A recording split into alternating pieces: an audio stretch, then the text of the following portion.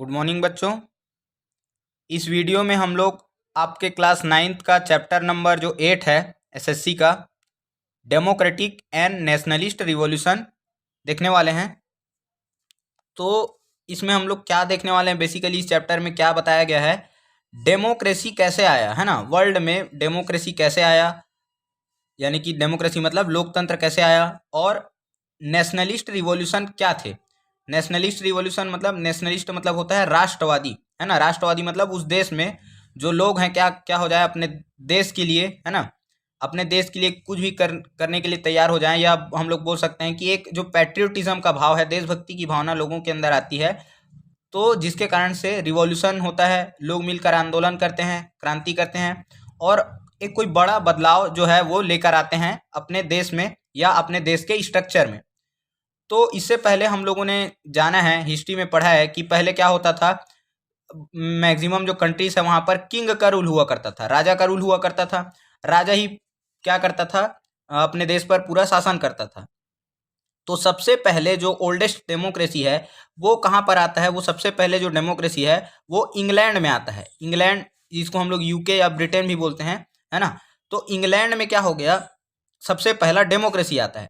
अब इंग्लैंड में डेमोक्रेसी आने से पहले वहाँ का स्ट्रक्चर क्या क्या होता था ये समझेंगे, और फिर कैसे इंग्लैंड में डेमोक्रेसी आया उसको हम लोग समझेंगे। फिर इसी के बाद से फिर इंग्लैंड के बाद अमेरिका में, फ्रांस में, फिर हमारे जाके इंडिया में, ऐसे बहुत सारे कंट्रीज में क्या हुआ, डेमोक्रेसी जो है वो इस्टेब्लिश किया गया। तो सबसे पहले हमको इंग्लैंड का स्टोरी समझना पड़ेगा।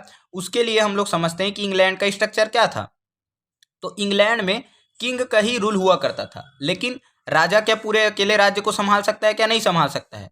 तो क्या होता है, राजा के साथ में एक मंत्री परिषद होता है, मतलब काउंसिल ऑफ मिनिस्टर होता है, मतलब बहुत सारे मंत्री रहते हैं, है ना। ये क्या करते हैं, मिनिस्टर्स लोग इसको मिलकर राजा राजा को रूल करने में हेल्प करते हैं, सहायता प्रदान करते हैं। और क्या करते हैं, अलग अलग जो इनका डिपार्टमेंट दिया गया रहता है, जैसे किसी को टैक्स वसूलना है, कोई प्रधानमंत्री होता है, कोई वित्त मंत्री, तो कोई सेनापति होता है, ऐसे अलग अलग ये पूरे मंत्री जो हैं वो रहते हैं।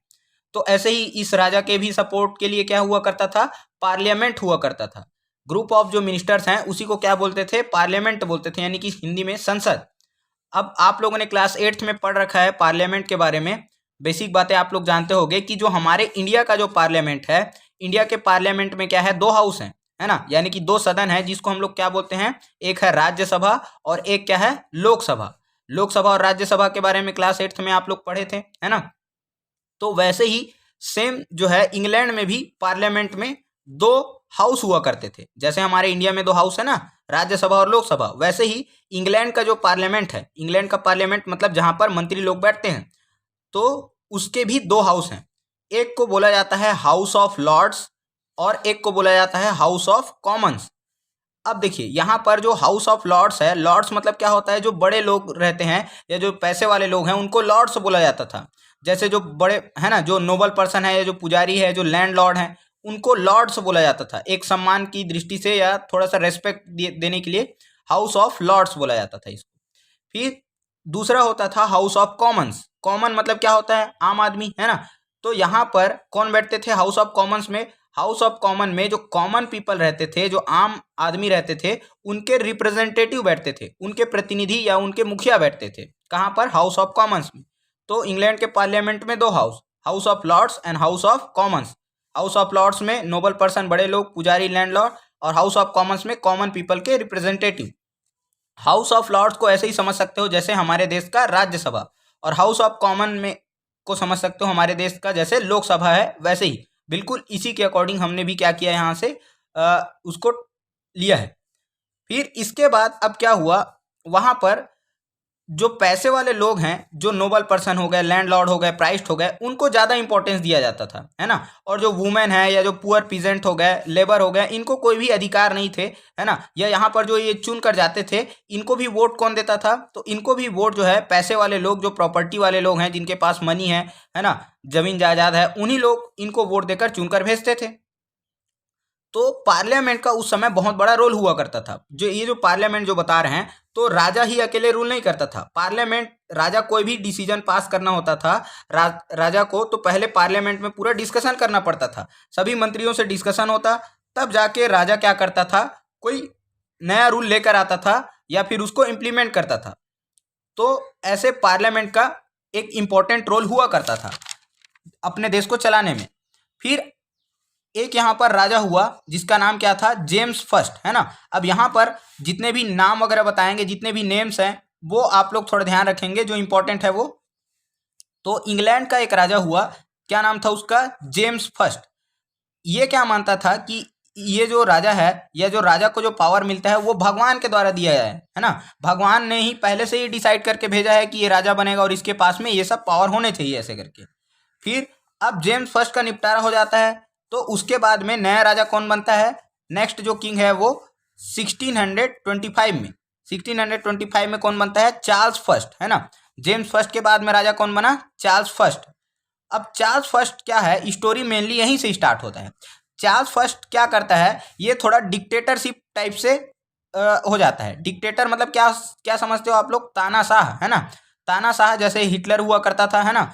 तो तानाशाह मतलब क्या होता है, ऐसा राजा या ऐसा रूलर जो अपने पावर का मिस यूज करे, अपने पावर को क्या करने, मिस यूज करे या मनमानी करने लग जाए, बाकी मंत्रियों की या बाकी लोगों की ना सुने, केवल अपनी ही मनमर्जी चलाने लग जाए। ऐसे पर्सन को हम लोग क्या बोलते हैं, डिक्टेटर।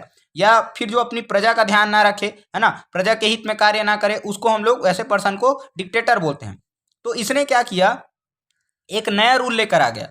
चार्ल्स जो फर्स्ट है एक नया रूल लेकर आ जाता है। वो क्या करता है, जो लैंड ऑनर है और जो मर्चेंट है, यानी कि जो व्यापारी है, जो बिजनेसमैन है, उन लोगों के ऊपर मनमाना टैक्स लगाना स्टार्ट कर देता है। टैक्स पहले से चल रहा था, लेकिन इसने टैक्स को बढ़ा दिया और नया टैक्स सिस्टम लेकर आ गया। अब जब ये नया टैक्स सिस्टम आया, तो उसने पार्लियामेंट से कोई भी डिस्कशन नहीं किया, वो उसने सीधा रूल बना दिया, सीधा लॉ बना दिया, पास कर दिया कि अब से ऐसा हो, अब से क्या होगा, ये नया टैक्स सिस्टम या ज़्यादा टैक्स इनको देना पड़ेगा, ऐसे करके। अब तो पार्लियामेंट इससे नाराज हो गई। पार्लियामेंट को लगा कि हमारा तो कोई वैल्यू ही नहीं है, हमको तो पूछा ही नहीं जा रहा है। राजा अपने पावर का मिस यूज करने लग गया है। और क्या किया राजा ने, तो राजा ने ऐसे लोग जो टैक्स नहीं दे रहे थे या छोटे मोटे गलती पर लोगों को जेल में डाल दे रहा था, इम्प्रिजन कर दे रहा था। तो यहाँ पर क्या हो गया, धीरे धीरे ये डिक्टेटर की तरह बढ़ने लग गया। अच्छा, एक चीज आप लोगों को समझ आता है क्या, जेम्स फर्स्ट, चार्ल्स फर्स्ट, तो ये फर्स्ट क्या चीज है ना। फिर सेकंड आएगा, थर्ड आएगा। अभी जब हम लोग फ्रेंच रिवॉल्यूशन देखेंगे तो उसमें तो लुइस 16, 14 ऐसे ऐसे ऐसे आने लगेंगे, है ना। लुइस 16 वगैरह आ जाएगा। तो ये सब क्या है, 1 2 3 ऐसे गिनती क्यों लगाते हैं, देखो क्या होता है। जैसे अकबर हो गया, मान के चलो कोई राजा हुआ अकबर, है ना। अब अकबर का क्या हुआ, अकबर बहुत ग्रेट रूलर था। तो इसके जो जनरेशन आएंगे, मतलब इसका बेटा होगा, फिर इसके नाती होंगे, इसके पोते होंगे, पर पोता होगा, ऐसे। तो क्या होता था, अकबर के ही जैसा मान के चलो उसका पोता या जो पर पोता है वो बहादुर हुआ, या उसके फैमिली वालों को लगता था कि ये अपने दादा परदादा की तरह आगे चलकर महान बनेगा, तो इसी का नाम क्या रख देते थे, अकबर सेकंड, यानी कि अकबर द्वितीय ऐसे रख देते थे। तो ऐसे ही ये नंबर बढ़ते जाता था। तो इसी को नाम तो अलग होता था, लेकिन टाइटल देने के लिए क्या होता था, उसमें 1 2 3 ऐसे जोड़ दिया जाता था, है ना। और कुछ नहीं है, बस ये इसी का कॉन्सेप्ट है। साउथ मूवी में आप लोग देखते होंगे कि दादा परदादा की तरह उसका जो पोता है वो ऐसे रहता था। तो रंगा रेड्डी है तो चिन्ना स्वामी रंगा रेड्डी ऐसे करके नाम वगैरह रख दिया जाता था। तो ऐसे ही टाइप से इनका नाम रख दिया जाता था। पता नहीं इतने सारे इंडिया में नाम है, इनको नाम नहीं मिलता है, हमारे देश से ले जाते। फिर क्या हुआ, पार्लियामेंट इससे नाराज हो गई, किससे, चार्ल्स फर्स्ट से, है ना। तो चार्ल्स फर्स्ट से नाराज हो गई। अब इन्होंने क्या कर दिया, राजा के खिलाफ बगावत कर दिया, विद्रोह कर दिया, है ना। तो यहां पर क्या स्टार्ट हो गया, सिविल वॉर स्टार्ट हो गया। सिविल वॉर को हिंदी में हम लोग बोलते हैं गृह युद्ध। मतलब एक ही देश में अगर 2 ग्रुप बन जाए और ये दोनों ग्रुप आपस में लड़ने लगे, तो इसी को हम लोग क्या बोलते हैं, सिविल वॉर बोलते हैं। तो ब्रिटेन, इंग्लैंड में क्या हो गया, सिविल वॉर स्टार्ट हो गया। सिविल वॉर में 2 ग्रुप किसका किसका था, तो एक ग्रुप था जो राजा को सपोर्ट करता था, जिसको रॉयलिस्ट बोला गया, और एक ग्रुप था जो पार्लियामेंट को सपोर्ट करता था, मतलब जो लोगों के ज्यादातर सपोर्टर्स थे, है ना। तो इनके बीच में क्या हुआ, युद्ध हुआ। मतलब मन मुटाव हुआ, युद्ध तो नहीं हुआ ज्यादा, ऐसे खून खराबा एक दूसरे से, कि ये क्या हो गया, डिस्प्यूट हो गए, वाद विवाद हो गए, है ना, कि पार्लियामेंट को ज्यादा इंपॉर्टेंस देना चाहिए जबकि नहीं दिया जा रहा है, राजा अपने पावर का मिस यूज कर रहा है। वही दूसरी तरफ जो राजा को सपोर्ट करते थे वो क्या बोलते थे कि राजा के पास में पूरा पावर होना चाहिए, ऐसे करके। तो यहां पर एक सेनापति हुए, आर्मी लीडर हुए, इसका नाम आप लोगों को ध्यान रखना है, ओलिवर क्रोमवेल। क्या नाम था, ओलिवर क्रोमवेल। ओलिवर क्रोमवेल कौन थे, आर्मी के लीडर थे, यानी कि सेनापति थे। उसने क्या किया, ये पार्लियामेंट के सपोर्टर थे और उसने राजा को क्या कर दिया, राजा को निपटा दिया। जो चार्ल्स फर्स्ट था इसको क्या कर दिया, इसका राम नाम सत्य कर दिया, मतलब इसको एग्जीक्यूट कर दिया, मार दिया, है ना। तो चार्ल्स फर्स्ट का अब निपटारा हो जाता है 1649 में। कौन उसको मारने वाला जो आर्मी लीडर था, ओलिवर क्रोमवेल। अब क्या हो गया, चार्ल्स फर्स्ट खत्म हो गया, राजगद्दी जो राज सिंहासन है वो क्या हो गया, ये हो गया खाली। अब यहाँ पर राजा कौन बने, या पार्लियामेंट रूल करेगा। तो यहाँ पर क्या किया, पार्लियामेंट ने एक कंडीशन रखा, एक टर्म और कंडीशन रखा, अगर कोई राजा रूल करना चाहता है इंग्लैंड में, है ना, तो ये जो चार्ल्स फर्स्ट था इसके भी बेटा बेटी होंगे ना, तो वो उसको आगे रूल करते। लेकिन पार्लियामेंट के, है ना, पार्लियामेंट ने एक टर्म और कंडीशन रख दिया कि नया राजा कौन बनेगा, जो पार्लियामेंट के टर्म और कंडीशन को मानेगा, मतलब कुछ शर्तें होंगी उसको मानेगा, या पार्लियामेंट को ज़्यादा पावर दिया जाना चाहिए, लोगों को ज़्यादा पावर दिया जाना चाहिए, ये कुछ टर्म्स और कंडीशंस थे। तो फिर नया राजा बनाया जाता है किंग विलियम को, है ना। किसको बनाया जाता है, किंग विलियम को। अब किंग विलियम कौन थे, तो देखो सबसे पहले हम लोगों ने देखा जेम्स फर्स्ट। जेम्स फर्स्ट का बेटा कौन आया, जेम्स सेकंड। अब जेम्स सेकंड का बेटा नहीं था तो उसकी बेटी थी, कौन थी, मैरी, क्वीन मैरी, है ना। तो जो मैरी रहती है वो जेम्स सेकंड की बेटी रहती है, तो अब रानी ये बननी चाहिए। लेकिन इसका जो हस्बैंड रहता है उसने किससे शादी किया था, विलियम से शादी किया था। तो विलियम्स और मैरी कौन हो गए, पति पत्नी हो गए ना। तो यहाँ पर इसी जो किंग विलियम रहता है इसको क्या बना दिया जाता है, राजा बना दिया जाता है, ठीक है। तो जेम्स फर्स्ट का बेटा जेम्स सेकंड, जेम्स सेकंड की बेटी मैरी, मैरी का जो हस्बैंड रहता है, घरवाला रहता है ना, वो कौन हो जाता है, किंग विलियम। तो किंग विलियम को ही क्या बना दिया जाता है, किंग ऑफ इंग्लैंड बना दिया जाता है। तो ये दोनों मान लेते हैं टर्म्स और कंडीशंस को कि हम लोग अपने पावर का मिसयूज नहीं करेंगे, या जो भी डिसीजन होगा उसको हम लोग पार्लियामेंट के परमिशन से, पार्लियामेंट से डिस्कस करके ही लेंगे, जो भी रूल वगैरह आएगा उसको ऐसे करके। तो फिर अब इसको क्या बोला जाता है, जो इंग्लैंड में जो यहाँ पर रिवॉल्यूशन हुआ, ये जो राजा को हटाया गया, उसको क्या बोला जाता है, ब्लडलेस रिवॉल्यूशन। अब ये इंपॉर्टेंट है, ये ध्यान रखेंगे कि कौन से रिवॉल्यूशन को ब्लडलेस रिवॉल्यूशन बोला जाता है। तो जो इंग्लैंड में जो रिवॉल्यूशन हुआ इसको ब्लडलेस, यानी कि कोई भी खून खराबा नहीं हुआ, इसीलिए इसको क्या बोलते हैं, ब्लडलेस रिवॉल्यूशन बोलते हैं। यहाँ पर चार्ल्स फर्स्ट को तो मार दिया गया था, लेकिन बहुत बड़े स्तर पर, यानी कि बहुत सारे लोगों का खून खराबा नहीं हुआ था, आपस में मारपीट नहीं हुआ था। आगे चलकर हम लोग देखेंगे फ्रेंच रिवॉल्यूशन में या अमेरिकन रिवॉल्यूशन में, तो उसमें क्या होता है, बहुत ज़्यादा युद्ध वगैरह होते हैं, बहुत ज़्यादा मारपीट होता है, बहुत सारे लोग मारे जाते हैं। तो इसीलिए उसके कंपैरिजन में इसको क्या बोला गया, ब्लडलेस रिवॉल्यूशन। कहाँ के रिवॉल्यूशन को, इंग्लैंड के रिवॉल्यूशन को। फिर इसके बाद लोगों को जब पार्लियामेंट को पावर मिला थोड़ा, तो लोगों को क्या दिया गया, फ्रीडम ऑफ एक्सप्रेशन दिया गया, मतलब अभिव्यक्त करने की आज़ादी। पहले क्या होता था, राजा ने जो बोल दिया उसको परमिशन को मानना पड़ता था, या राजा से कोई भी क्वेश्चन नहीं कर सकता था। तो अब क्या बोला गया कि आप लोग राजा से बात कर सकते हो, राजा से क्वेश्चन कर सकते हो, या कोई भी नियम कानून आया है तो वो क्यों आया है, क्या आया है, कैसे है, वो सब पूछ सकते हो। तो इसी को क्या बोला गया, फ्रीडम ऑफ एक्सप्रेशन दिया गया। कोई भी पनिशमेंट नहीं दिया जाएगा अगर जब तक किसी ने कोई क्राइम नहीं किया है। तो राजा यहाँ पर पहले क्या करता था कि अगर उसको कुछ भी लगता था या जबरदस्ती का उनको सजा देने लग जाता था, किसी को मार देता था। तो ये अब वैसा जो रूल है वो नहीं रहेगा। उसके बाद 20वीं सेंचुरी आते आते तक, ये तो हम लोगों ने कब देखा, 17वीं सेंचुरी की बात हो गई, 1600 में हम लोग चल रहे थे, है ना। तो अब 20वीं सेंचुरी आते आते तक लगभग सभी लोगों को और वुमेन्स को, जो पुअर पीजेंट थे, उन सबको राइट टू वोट दे दिया गया। अब जैसे ही राइट टू वोट दे दिया गया तो हम लोग क्या बोल सकते हैं कि यहाँ पर डेमोक्रेसी आ गया, ऐसा बोल सकते हैं ना। क्योंकि डेमोक्रेसी मतलब क्या हो गया, इलेक्शन, जो भी वहाँ पर जो सरकार चलेगी वो क्या होगा, थ्रू इलेक्शन होगा। लेकिन यहाँ पर राजा अभी भी रहता है ना। अभी भी इंग्लैंड में जो राजा है वो कौन है, यहाँ पर चार्ल्स थर्ड है ना। चार्ल्स थर्ड जो है ये अभी भी यहाँ पर क्या है, राजा है। इससे पहले कौन थे, तो इससे पहले जो क्वीन थी, क्वीन एलिजाबेथ, आप लोगों को याद है क्या, है ना, जो बुढ़ी अम्मा थी Elizabeth second, queen Elizabeth second, ये क्या हो गई, इनका निपटारा हो गया। तो इसके जो बेटे थे चार्ल्स थर्ड को अभी नया राजा बनाया गया है। तो इंग्लैंड का पॉलिटिकल सिस्टम कैसा है, कॉन्स्टिट्यूशनल मोनार्की है। कॉन्स्टिट्यूशन मतलब वहां पर कॉन्स्टिट्यूशन भी है, संविधान भी है, मतलब पार्लियामेंट भी है, और मोनार्की भी है। मोनार्की मतलब राजतंत्र, यानी कि राजा भी रहेगा। लेकिन अब राजा का पावर बहुत कम कर दिया गया है ना, फॉर्मेलिटी नाम मात्र का रखा गया है। तो वहां पार्लियामेंट भी रहेगी और राजा भी रहेगा। तो रूल तो पार्लियामेंट करती है, लेकिन हेड कौन होता है, राजा ही हेड होता है वहां पर, इसीलिए इसको कॉन्स्टिट्यूशनल मोनार्की बोला गया। अब इसके बाद में क्या होता है, इंग्लैंड में डेमोक्रेसी आ जाता है। ज़्यादातर यहाँ पर मिडिल क्लास जो लोग थे, मिडिल क्लास कौन होता है, नो जो ज़्यादा ना तो अमीर होते हैं ना तो ज़्यादा गरीब होते हैं, उन्हीं को मिडिल क्लास बोला गया। जैसे मर्चेंट हो गए, व्यापारी हो गए, फार्मर्स हो गए, स्मॉल और बिग फार्मर्स हो गए, क्लर्क हो गए, अकाउंटेंट हो गए, या जो पुअर पीजेंट है और लेबर हो गए, इन सब ने मिलकर क्या किया, यहाँ पर डेमोक्रेसी लाने में हेल्प किया, अपना जो है योगदान दिया था। फिर यहाँ पर कुछ फिलोसफर हुए जिन लोगों ने लोगों को, कॉमन पीपल को मोटिवेट किया कि आप लोग यहाँ पर डेमोक्रेसी लेकर आए, है ना। तो फिलोसफर क्या होते हैं, दार्शनिक इसको हम लोग बोलते हैं, है ना। दार्शनिक मतलब जो गहन एकदम विचार अध्ययन करते हैं, बहुत ज़्यादा डीप स्टडी करते हैं हर एक चीज़ के, तो उनको क्या बोला, उनको बोला जाता है फिलोसफर। तो ये दो नाम आप लोगों को याद रखने हैं फिलोसफर्स में। एक तो कौन थे, जॉन लॉक, है ना, तालाजी महाराज थे, है ना, अरे लॉक मतलब ताला होता है ना। तो जॉन लॉक करके एक फिलोसफर हुए, कहाँ के, इंग्लैंड के। तो जॉन लॉक, तालाजी महाराज, और एक कौन थे, रूसो, है ना, जीन जैकस रूसो, ये कहाँ के थे, फ्रांस के थे। तो रूसो इतना भी आप लोग याद रख सकते हो, रूसो, है ना, रूसो इसको पढ़ते हैं, स्पेलिंग आप लोग देख लीजिएगा। तो फ्रांस में कौन थे, रूसो, और इंग्लैंड में कौन थे, लॉक, जॉन लॉक। तो इन लोगों ने क्या किया, कॉमन पीपल को डेमोक्रेसी का इंपॉर्टेंस समझाया कि यहाँ पर जनता का जो अधिकार है, जो राइट्स है, वो डेमोक्रेसी से ही आ सकता है। जब तक राजा का शासन रहेगा तब तक प्रॉपर जो राइट्स है वो नहीं मिल सकते हैं। तो ऐसे हम लोगों ने देखा कि सबसे पहले जो डेमोक्रेसी है वो कहाँ पर आता है, ब्रिटेन में आता है।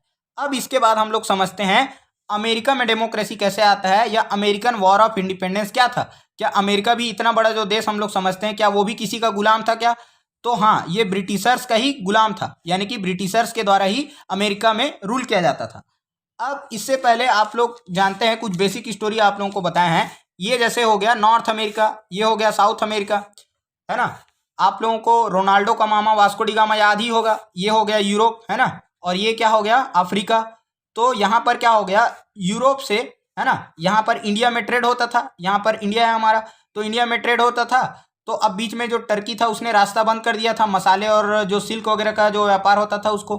तो यूरोपियंस क्या चाहते थे, यूरोपियन इंडिया तक समुद्र से यहाँ पर जाना चाहते थे। तो अब यहाँ पर निकले यूरोपियंस, है ना। कौन आता है, कोलंबस आता है, बताया था स्पेन से। अब वो इधर जाने के बजाय, इंडिया की तरफ जाने के बजाय, वो कहाँ मुड़ जाता है, इस साइड में मुड़ जाता है ना, वेस्ट के साइड में। तो इनको क्या मिल जाता है, अमेरिका मिल जाता है। फिर ये अमेरिका में जाके सेटल हो जाते हैं, है ना। आप लोगों को बताया थे कॉलोनाइजेशन वाला चैप्टर में, तो ये पूरा अमेरिका को कॉलोनाइज कर लेते हैं। तो अमेरिका भी क्या था, ये ब्रिटिशर्स का गुलाम हो गया था, है ना। ब्रिटिशर्स ने यहाँ पर कब्जा कर लिया था, रूल करने लग गए थे। तो अब ब्रिटिशर्स के उससे कैसे जो है अमेरिका कैसे इंडिपेंडेंट होता है, उसी को हम लोग देखने वाले हैं। तो ब्रिटिशर्स क्या करते थे, अमेरिकन से टैक्स कलेक्ट करते थे, वहाँ पर फार्म हाउसेस बना रखे थे, वहाँ के लोगों को काम कराते थे। तो अब ये टैक्स तो देते थे, लेकिन क्या होता है, उस हिसाब से इनका डेवलपमेंट नहीं होता था। तो अमेरिकन ने क्या किया, इसके खिलाफ में क्या कर दिया, विद्रोह कर दिया कि हम लोग टैक्स नहीं देंगे। क्यों देंगे टैक्स आप लोगों को, आप लोग बाहर से हो, हम लोग क्या करेंगे, अगर हम लोग टैक्स देंगे तो हमको कुछ अधिकार भी चाहिए, कुछ राइट्स भी चाहिए। अब ये क्या होता था, ब्रिटेन का पार्लियामेंट था, बताए थे।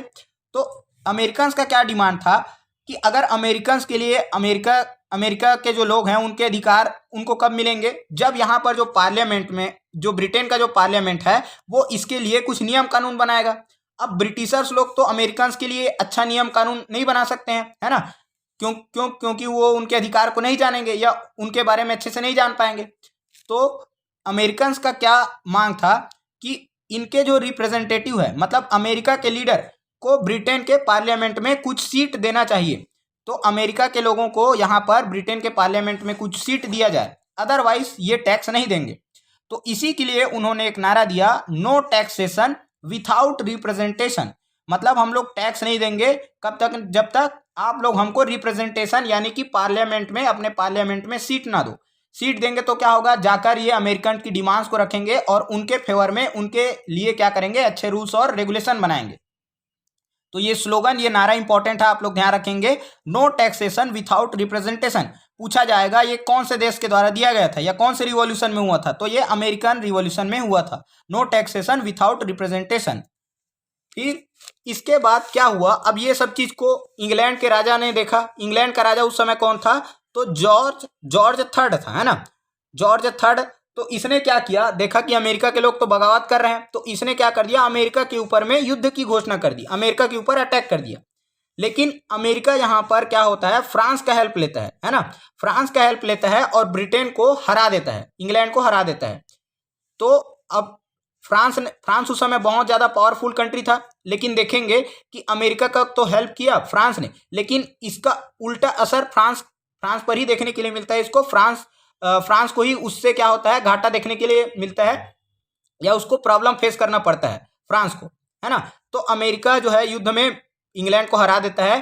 कब हरा देता है, कब इन लोग अपना इंडिपेंडेंस डे सेलिब्रेट करते हैं, तो 4 जुलाई 4 जुलाई 1776 1776 को अमेरिका अपना इंडिपेंडेंस डे मनाता है ना। तो ये डेट भी ध्यान रखेंगे आप लोग, 4 जुलाई 1776 को अमेरिका इंडिपेंडेंट हो जाता है, किससे, ब्रिटिशर्स से। अब यहाँ पर जो जैसे हमारे इंडिया में गांधी जी का नाम हम लोग है ना रिमेंबर करते हैं कि इन्होंने बहुत बड़ा कंट्रीब्यूशन दिया था, वैसे ही अमेरिका में एक पर्सन थे, क्या नाम था उनका, जॉर्ज वॉशिंगटन।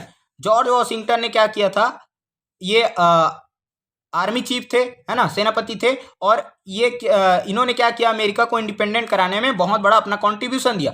तो जॉर्ज वॉशिंगटन को ही अमेरिका का फर्स्ट प्रेसिडेंट बनाया गया। पहले जो राष्ट्रपति थे वो कौन थे अमेरिका के, जॉर्ज वॉशिंगटन। और आप लोग अमेरिका की कैपिटल जानते होंगे, वॉशिंगटन डीसी है। अमेरिका की कैपिटल क्या है, वॉशिंगटन डीसी। डीसी का फुल फॉर्म क्या है, डिस्ट्रिक्ट ऑफ कोलंबिया, है ना। तो इन्हीं के नाम पर इन्हीं को फर्स्ट प्रेसिडेंट बनाया गया, जॉर्ज वॉशिंगटन को, और इन्हीं के नाम पर यहाँ पर क्या रखा गया है, इनकी कैपिटल का नाम रखा गया है वॉशिंगटन डीसी। और इनकी करेंसी क्या है, डॉलर है ना, आप लोग जानते हैं। अब इसके बाद यहाँ पर डेमोक्रेसी आ गया, है ना, कहाँ पर, अमेरिका इंडिपेंडेंट हो गया तो यहाँ भी डेमोक्रेसी आ गया। अब डेमोक्रेसी जब लाना है तो वहाँ पर क्या होना चाहिए, कॉन्स्टिट्यूशन होना चाहिए। तो अमेरिका के लिए भी कॉन्स्टिट्यूशन यानी कि संविधान तैयार किया गया। तो जैसे हम लोग जानते हैं कि हमारे इंडिया के कॉन्स्टिट्यूशन तैयार करने में डॉक्टर भीमराव अंबेडकर का बहुत बड़ा हाथ था, यानी कि बहुत बड़ा कंट्रीब्यूशन था। वैसे ही जैसे डॉक्टर भीमराव अंबेडकर थे, वैसे ही अमेरिका में कौन थे, थॉमस जेफरसन। थॉमस जेफरसन, ये नाम आप लोगों को याद रखना है। एक नाम तो बता दिए जॉर्ज वॉशिंगटन, और दूसरा नाम अमेरिका में ध्यान रखेंगे, थॉमस जेफरसन। तो थॉमस जेफरसन कौन थे, तो ये अमेरिका के लिए संविधान बनाने वाले थे, अमेरिका के लिए संविधान राइट किया था, इनका बहुत बड़ा योगदान था। वैसे ही जैसे डॉक्टर भीमराव अंबेडकर को क्या बोला जाता है, फादर ऑफ इंडियन कॉन्स्टिट्यूशन बोला जाता है ना, वैसे ही इन्होंने क्या किया था, थॉमस जेफरसन ने अमेरिका के लिए कॉन्स्टिट्यूशन बनाने में बहुत बड़ा कॉन्ट्रीब्यूशन दिया था। तो इस वीडियो में हम लोग यहीं तक रखते हैं। इंग्लैंड में डेमोक्रेसी कैसे आया, अमेरिकन वॉर ऑफ इंडिपेंडेंस क्या था, no taxation without representation, bloodless revolution, ये सब हम लोगों ने देखा।